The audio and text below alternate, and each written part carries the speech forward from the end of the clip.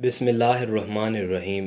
हिंदू किस नबी की उम्मत है? ऐसा राज जो हिंदू सब से छुपाते हैं। हिंदू मज़हब के लोगों का कहना है कि हमारी किसी भी किताब में किसी भी पैगंबर का कोई ज़िक्र मौजूद नहीं है, जो कि एक बहुत बड़ा झूठ है। जबकि आमतौर पर हिंदू मत के पैरोकार को हिंदू कहते हैं। हिंदू मत या हिंदू धर्म जनूबी एशिया और बिलखसूस भारत और नेपाल में गालिब अक्सरियत का एक मज़हब है, जिसकी बुनियाद हिंदुस्तान में रखी गई और इसका कोई एक बानी नहीं, क्योंकि अगर वक्त नज़र के साथ तजिज़िया किया जाए तो ये कोई एक मज़हब नहीं है, बल्कि मुख्तलिफ मज़ाहब और अकायद का एक इज्तिमा है। खुद लफ्ज़ हिंदू इनकी मजहबी किताबों में एक मज़हब के नाम के तौर पर मौजूद नहीं है, जो दरअसल एक जोग्राफियाई इस्तिलाह के तौर पर मुश्तमिल था। ज़्यादातर मुहक्किकीन के नज़दीक लफ्ज़ हिंदू सिंध से माखूज़ है और सिंध के इतराफ़ में बसने वाले लोग हिंदू कहलाए जाते थे, और लफ्ज़ हिंदू अपनी असल में एक फ़ारसी लफ्ज़ है। ताहम जदीद दौर में ये लफ्ज़ एक मज़हब के तौर पर इस्तेमाल किया जाने लगा। बाद हिंदू मुहक्किकीन की राय में इस मज़हब का सही नाम सनातन धर्म या वैदिक धर्म होना चाहिए। सनातन धर्म के मानी अब्दी मज़हब या असली मज़हब के हैं, जिसमें तब्दीली वाक़या ना हो। वैदिक मज़हब का मतलब है वो मज़हब जिसकी बुनियाद वेदों पर हो। इस मज़हब का अगर तजिज़िया किया जाए तो इसके कदीम तरीन माखज़ की हैसियत 4 किताबों को हासिल है, जिन्हें वेद कहा जाता है। इनके नाम हैं ऋग्वेद, यजुर्वेद, सामवेद, अथर्ववेद। इनके अलावा कई और किताबें इनके मज़हब की बुनियाद हैं, मसलन उपनिषद, रामायण, महाभारत, पुराण, मनुस्मृति वगैरह। ये नहायत इख्तिसार से इस मज़हब का तारुफ था। क्या पाकिस्तान में मुसलमानों के आबा व अजदाद हिंदू थे तो यकीनन हिंदू थे, और बाद में इस्लाम की दावत को कबूल किया। बरसग़ीर की अक्सरियत ने अभी भी इस्लाम को कबूल नहीं किया और अब भी अपने पुराने मज़हब के पैरो हैं। जहाँ तक इस सवाल का ताल्लुक है, क्या उन्होंने जानबूझकर अल्लाह का इनकार किया है, तो ये इल्म अल्लाह के सिवा किसी को भी नहीं है। ये भी हो सकता है कि गलत फहमियों की वजह से इस्लाम कबूल ना किया हो। अगर गौर से देखा जाए तो अमूमन एक इंसान उसी मज़हब का पैरो होता है जिसमें उसकी पैदाइश हुई होती है। मज़हब तब्दील करना इतनी आसान बात नहीं है, इसमें काफ़ी मसाइल होते हैं। ख़ासकर दौर हाजिर में मुसलमानों ने इस्लाम की जो तस्वीर दुनिया के सामने पेश की है, इससे इस्लाम की दावत को शदीद नुकसान पहुंचा है और दिगर अक़वाम के लोग हमें हरीफ और दुश्मन की नज़र से देखने लगे हैं। ये हमारी गलती है कि हम अल्लाह के दीन का सही तारुफ पेश करने में नाकाम रहे हैं। हमारी ज़िम्मेदारी सिर्फ इतनी है कि अपने इल्म की हद तक दीन की सही बात दूसरों तक पहुंचा दें और इनके हक़ में दुआ करें। सज़ा देना हमारा काम नहीं है, ये सिर्फ अल्लाह ताला का हक़ है। कुरान में अल्लाह ताला का इरशाद है, अगर तुम्हारा परवरदिगार चाहता तो ज़मीन पर जितने लोग हैं सब ईमान ले आते, फिर क्या लोगों को मजबूर करोगे कि वो मोमिन हो जाएं। मतलब ये कि खुदा ने इस मामले में जबर को पसंद नहीं किया, तो तुम्हें भी परेशान नहीं होना चाहिए।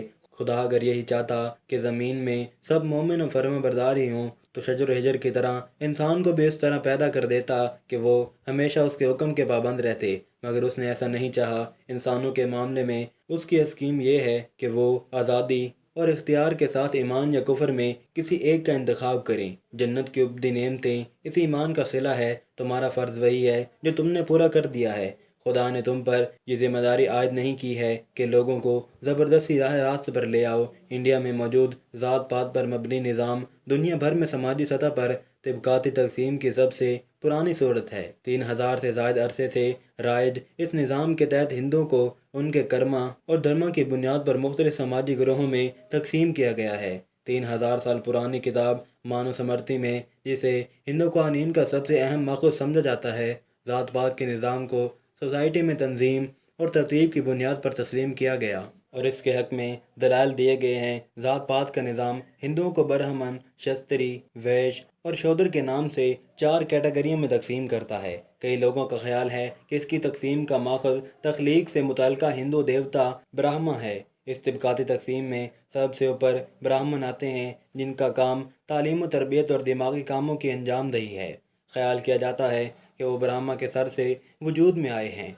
इसके बाद क्षत्रियों का दर्जा आता है, जो पेशा के लिहाज से हुक्मरान और सिपाहगरी से मुतल्लिक हैं, और वो ब्राह्मा के बाजों से वजूद आए हैं। तीसरे नंबर पर वैश्य हैं, जो तिजारत पेशा हैं और ब्राह्मा के रानों से वजूद में आए हैं। और सबसे आखिर में शूद्रों का नंबर आता है, जो ब्राह्मण के पैरों से बने हैं और वो हाथों से करने वाले काम इख्तियार करते हैं। इन ذاتوں کو 3000 مزید ذاتوں اور ثانوی ذاتوں میں تقسیم کیا جاتا ہے، جس کا مقصد اچھوتوں یا دلتوں کا شمار ہندو ذات پات کے نظام سے باہر سمجھا جاتا ہے۔ ذات پات کا نظام کیسے کام کرتا ہے؟ صدیوں تک ذات پات ہی ہندو مذہب اور سماجی زندگی کے ہر پہلو بنیاد رہی ہے، اور اس پیچیدہ نظام میں ہر گروپ کی اپنی مخصوص جگہ برقرار رہی ہے۔ دیہی آبادی کی ترتیب خاص طور پر ذات پات کی بنیاد پر ہوتی رہی ہے، اور اونچی اور نچلی ذاتوں کے لوگ بالکل علیحدہ دائروں میں زندگیاں بسر کرتے رہے ہیں۔ ان کے پانی کے کنویں علیحدہ رہے ہیں۔ برہمن شودروں کے ساتھ نہ کھانا کھا سکتے تھے اور نہ پانی پی سکتے تھے، اور بچوں کی شادیاں بھی اپنی ذات کے اندر ہی کی جاتی رہی ہیں۔ روایتی طور پر اونچی ذات کے ہندو کو بہت سے ثوابدیدی اختیار حاصل رہے ہیں، جبکہ نچلی ذات کے ہندوؤں پر طرح طرح کی پابندیاں کا سامنا کرنا رہا ہے ہندو کس نبی کی امت ہیں؟ قرآن کریم میں اللہ تعالیٰ فرماتا ہے کہ ہم نے ہر قوم کے اندر نبی اور ڈر سنانے والا بھیجا ہے، اور پھر حدیث مبارکہ سے ہمیں پتہ چلتا ہے کہ پوری دنیا کی ہر قوم اور ہر جگہ جہاں انسانیت آباد تھی وہاں 1,24,000 پیغمبر بھیجے گئے، لیکن نام سے ذکر صرف 25 پیغمبروں کا ہے، کیونکہ اگر ان سب کے نام، زندگی اور قوموں کے حالات بیان ہوتے تو پھر قرآن عبرت کی کتاب کے بجائے تاریخ کی کتاب زیادہ معلوم ہوتی۔ شاید اس لیے ان کا ذکر کرنا ضروری نہیں تھا، مگر آج ہندو مذہب کے ماننے والے لوگوں کا دعویٰ ہے کہ ان کا مذہب مسلمانوں کی تاریخ سے بھی ہزاروں سال پرانا ہے، اور نہ ہی ہندوستان کی سرزمین پر کوئی نبی بھیجا گیا، اور ان کے پاس بھی قرآن مجید کی طرح کئی کتابیں موجود ہیں جس میں ہندو مذہب کے لوگوں کا کہنا ہے کہ ہماری کسی بھی کتاب میں کسی بھی پیغمبر کا کوئی ذکر موجود نہیں ہے، جو کہ ایک بہت بڑا جھوٹ ہے۔ اور سورۃ الانبیاء آیت نمبر 107 کے اندر اللہ تعالیٰ فرماتا ہے کہ ہم نے آپ کو تمام جہان کے لیے، یعنی قیامت تک کے انسانوں کے لیے ہدایت بنا کر بھیجا، جس کا مطلب ہے کہ اس میں ہندوستان کی سرزمین بھی شامل ہے۔ تو پھر ہندو مذہب کے ماننے والے اس کا انکار کیوں کرتے ہیں؟ اگر ہندوستان کی سرزمین پر کوئی نبی واقع نہیں بھیجا گیا تو پھر یہ قوم کیسے آباد ہوئی؟ ناظرین، اس سوال کا جواب تاریخ سے جاننے کی کوشش کرتے ہیں، اور ایسے سوال کا جواب جانتے ہیں جو تمام ہندو پنڈت اسکالر دنیا سے چھپاتے ہیں۔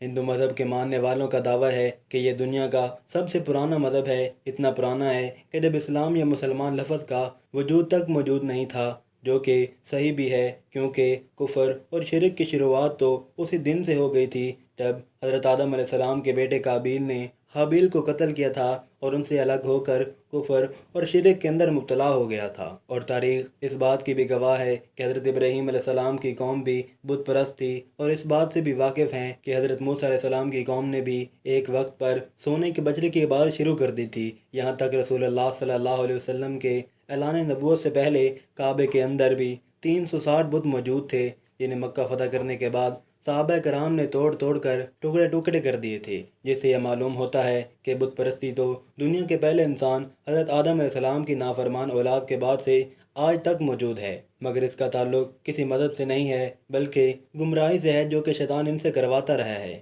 جہاں تک ہندوستان کی سرزمین کا تعلق ہے تو یہاں پر ان لوگوں کی ہدایت کے لیے یقیناً کئی پیغمبر بھیجے گئے، جن کی کچھ تعلیمات تو آج بھی صحیح حالت میں موجود ہیں، مگر زیادہ تر کو بگاڑ دیا گیا ہے، اور اسی کی وجہ سے بت پرستی اور گمراہی شروع ہو گئی، کیونکہ ان کی کتابوں میں آج بھی ایک خدا کی عبادت کا حکم دیا گیا ہے۔ انہیں بھی یہ بتایا گیا ہے کہ خدا کا کوئی شریک نہیں ہے، وہ ایک ہے، اس کی کوئی اولاد نہیں، مگر پھر بھی اس کی کئی مورتیاں بنا کر اس کے شریک خدا بنا کر اس کی پوجا ہوتی ہے۔ اور آج تک ہندو مذہب کے اندر چھوٹے بڑے ملا کر تقریباً 36 کروڑ دیوی دیوتا مانے جاتے ہیں، یا یوں کہیں کہ آج تک 36 کروڑ بت بنا جا چکے ہیں۔ ہندو اسکالر کا یہ دعویٰ ہے کہ اسلام کی شروعات آج سے 1400 سال پہلے ہوئی، اور ہندو مذہب دنیا کا سب سے پرانا مذہب ہے، اس لیے اسلام کا ہندوستان کی سرزمین سے کوئی تعلق نہیں ہے۔ مگر یہ کم عقل اس بات کو نہیں جانتے کہ دنیا کا پہلا پیغمبر ہی ہندوستان کی سرزمین پر اتارا گیا تھا۔ جی ہاں، اور وہ ہے حضرت آدم علیہ السلام۔ آپ علیہ السلام کو دنیا میں اس وقت ہندوستان کی سرزمین سری لنکا کی پہاڑی پر اتارا گیا، جہاں آج بھی ان کے قدم کا نشان موجود ہے، یعنی اس سرزمین پر پہلا قدم ہی ایک مسلمان پیغمبر نے رکھا تھا، جس کا مطلب صاف ہے کہ اسلام کی شروعات عرب سے نہیں بلکہ ہندوستان سے ہوئی ہے، اور مسلمان لفظ کا مطلب ہے اپنی خواہشوں کو رب کے حوالے کرنے والا اور اس کا حکم ماننے والا۔ اب حیرت انگیز بات یہ بھی ہے کہ آدم سنسکرت زبان کا لفظ ہے جو کہ ہندوستان کی سرزمین کی زبان ہے، نہ کہ عرب کی زبان ہے، اور سنسکرت میں آدم کا مطلب ہے پہلا شروعاتی یا اصلی، اور آدم علیہ السلام کو قدیم سنسکرت کی کتابوں کے اندر منو کہہ کے بلایا گیا ہے۔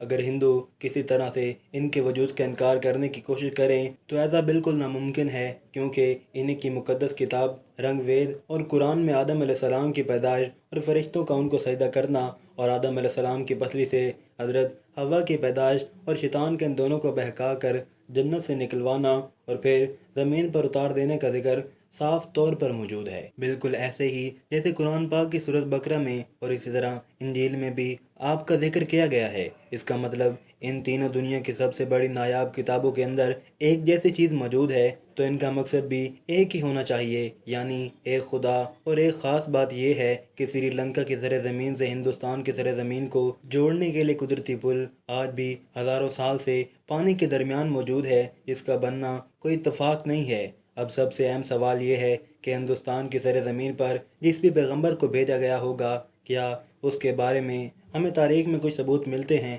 مگر سب سے پہلی بات تو یہ ہے کہ ہندو نام کا کوئی مذہب تاریخ کے اندر کہیں پر موجود نہیں ہے، اور نہ ہی ہندو مذہب کی کوئی کتابوں میں اور نہ ہی کوئی اور آسمانی کتاب میں، مثلا تورات، زبور اور انجیل کے اندر اس ہندو مذہب کے نام کا کوئی ذکر موجود نہیں ہے۔ بلکہ ایک بات ضرور ہے، کبھی کسی زمانے میں سندھو ندی کے قریب رہنے والے لوگ تھے، وہ اپنے علاقے کے نام کی وجہ سے نام کو بگاڑ کر ہندو کہلائے جانے لگے، جبکہ اصل میں ان کا یہ مذہب سنسکرت زبان کے اندر ہندو نام سے نہیں، سناتن دھرم کے نام سے موجود ہے، جس کا عربی زبان میں مطلب ہے مذہب پر قائم رہنے والا، جس کا بالکل ایسا ہی مطلب قرآن کریم کی سورۃ روم کے اندر بھی موجود ہے، جہاں پر اسلام کو ہمیشہ باقی رہنے والا دین کہا گیا ہے، یعنی سناتن دھرم کا مطلب بھی مذہب اسلام ہے۔ اور تاریخ کے حوالوں اور مضبوط دلیلوں سے یہ پتہ چلتا ہے کہ ان کے ویدوں میں حضرت نوح علیہ السلام کا ذکر بھی صاف طور پر کیا گیا ہے، جس میں انہیں نوح کہا گیا ہے۔ ویدوں میں پیغمبر کو منو کہا گیا ہے اور نوح علیہ السلام کو بڑے سیلاب والا منو کہہ کر بیان کیا گیا ہے، اور ان کی کشتی سے لے کر سیلاب تک کا تمام واقعہ تفصیل سے موجود ہے، جیسے کہ قرآن کی سورۃ ہود کے اندر بھی بیان ہے، اور ویدوں میں لکھا ہے کہ جب بڑے سیلاب کے بعد دنیا پھر سے آباد ہوگی تو میں ان ویدوں کو نافذ کروں گا۔ اور قرآن کے اندر بھی حضرت نوح کے طوفان کے بارے میں بیان کیا گیا ہے، اور یہ بھی بتایا گیا ہے کہ اس منو کو خدا نے کشتی بنا کر اس کے اندر جانور کو سوار کرنے کا حکم دیا، جس کے بعد عظیم طوفان آیا جس میں ہندوستان کی زر زمین پر زندگی کو ختم کر دیا گیا۔ اب یہ بات تو صاف ہے کہ نوح لفظ سنسکرت کی کتاب کے اندر بھی موجود ہے، اس کا مطلب ہے کشتی والا، جو کہ عربی زبان کے اندر بھی ہے۔ ان سب باتوں سے ایک بات بالکل آئینے کی طرح صاف ہے کہ ہندوستان کی زر زمین اور نوح علیہ السلام کے درمیان ایک تعلق موجود ہے، اور طوفان کے بعد جن ویدوں کو نافذ کرنے کو کہا گیا تھا وہ حضرت نوح علیہ السلام کی تعلیمات تھیں، جو طوفان کے بعد ہندوستان کی سر زمین پر ان کے بیٹے کی نسل سے آگے پھیلنا شروع ہوئی۔ اس کے بعد اس قوم نے گمراہ ہو کر بت پرستی کرنا شروع کر دی، اور تاریخ کے حوالوں سے ہمیں یہ بھی پتہ چلتا ہے کہ نوح علیہ السلام کی قوم جیسے دیوی دیوتاؤں کی پوجا کرنے کا طریقہ دنیا میں کہیں اور موجود نہیں تھا، اور قرآن کریم میں نوح علیہ السلام کی قوم کو صابی کہا گیا ہے، جو کہ عراق کی سر زمین کو کہتے ہیں، جہاں پر صرف حضرت ابراہیم علیہ السلام پیدا ہوئے، جن کی قوم یہی مشرک تھے، جنہوں نے حضرت نوح علیہ السلام اور ان کے درمیان آنے والے تمام انبیاء کی تعلیمات کو یا تو بدل دیا تھا یا پھر بلا دیا تھا، اور انہی کی پوجا کیا کرتے تھے۔ اس کے علاوہ یہ فرشتوں کی عبادت کیا کرتے تھے، اس لیے خدا کے ساتھ ساتھ فرشتوں کی مورتیں بھی بنا کر انہیں خدا کا درجہ دینا شروع کر دیا، بالکل ایسے جیسے ہر بڑے کام پر اللہ نے فرشتوں کو مقرر کیا ہے، اور وہ ہر بڑے کام پر اللہ کی طرف سے پابند ہے۔ اسی طرح ان لوگوں نے ہر کام کروانے کے لیے ایک الگ الگ خدا کو مورتیوں کی صورت میں بنا دیے۔ یہ لوگ ستاروں اور آگ کے بھی پجاری تھے، اسی لیے آج بھی ہندو قوم ستاروں کے علم کے اندر اتنا یقین رکھتی ہے اور آگ کی بھی پوجا کرتی ہے اور اسے مقدس جانتی ہے۔ مگر سب سے اہم سوال یہ ہے، جان کر بھی اپنی کتابوں کے اندر صاف طور پر ایک خدا اور پیغمبر کی تعلیمات کو دیکھ کر بھی ہندو قوم ان کا انکار کیوں کرتی ہے؟ کیوں نہیں مانتی کہ اللہ کے وعدے کے مطابق ان کی قوم کے اندر بھی اللہ کا پیغام اتارا گیا ہے، انہیں بھی ڈر سنایا گیا ہے؟ اس بات کو سمجھنے کے لیے آپ کو صحیح بخاری کی ایک حدیث مبارک کے بارے میں جاننا ہوگا۔ حضرت ابو سعید خدری رضی اللہ تعالیٰ عنہ سے روایت ہے کہ رسول کریم صلی اللہ علیہ وسلم نے فرمایا کہ قیامت کے دن جب حضرت نوح علیہ السلام اور ان کی قوم کو بلایا جائے گا اور اللہ تعالیٰ نوح علیہ السلام سے یہ سوال کریں گے کہ کیا آپ نے اپنی قوم تک میرا پیغام پہنچا دیا تھا؟ تو نوح علیہ السلام فرمائیں گے، بے شک میرے مالک۔ اس کے بعد نوح علیہ السلام کی قوم سے پوچھا جائے گا کہ کیا نوح نے میرا حکم تم تک پہنچا دیا تھا؟ یہ لوگ انکار کریں گے، نہیں، ہمارے پاس کوئی بھی ڈر سنانے والا نہیں آیا، ہمیں آپ کا کوئی پیغام نہیں ملا۔ اللہ تعالیٰ نوح علیہ السلام سے فرمائیں گے کہ آپ کا گواہ کون ہے؟ تو وہ فرمائیں گے، میرے گواہ حضرت محمد مصطفیٰ صلی اللہ علیہ وسلم اور ان کی امت ہے۔ پھر تم لوگوں کو پیش کیا جائے گا اور تم لوگ گواہی دینا کہ نوح علیہ السلام نے اللہ کا پیغام پہنچا دیا تھا۔ اس کے بعد نبی کریم صلی اللہ علیہ وسلم نے سورہ بقرہ کی آیت 143 پڑھی، اور اسی طرح سے ہم نے تمہیں درمیانی امت بنا دیا تھا کہ تم لوگوں پر گواہ رہو اور رسول تم پر گواہ رہے، جس سے ثابت ہوا کہ ہندو قوم کبھی اپنے نبی نوح علیہ السلام کی تعلیمات یا کسی اور پیغمبر کو تسلیم نہیں کریں گے، اور ہندوستان کی سرزمین کا اصل مذہب اسلام ہی ہے، جو کہ بگاڑ کی وجہ سے اپنی اصل شکل کھو چکا ہے۔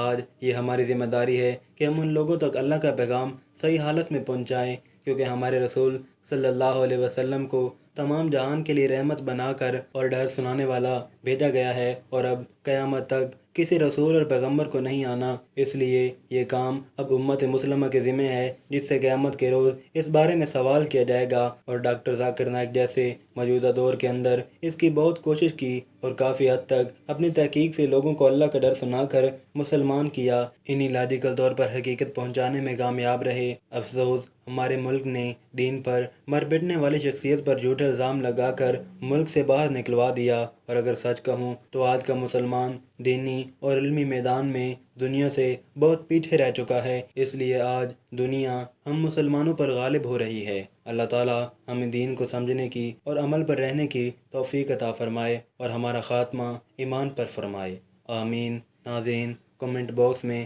اللہ تعالیٰ کے 99 ناموں میں سے ایک نام ضرور ٹائپ کریں۔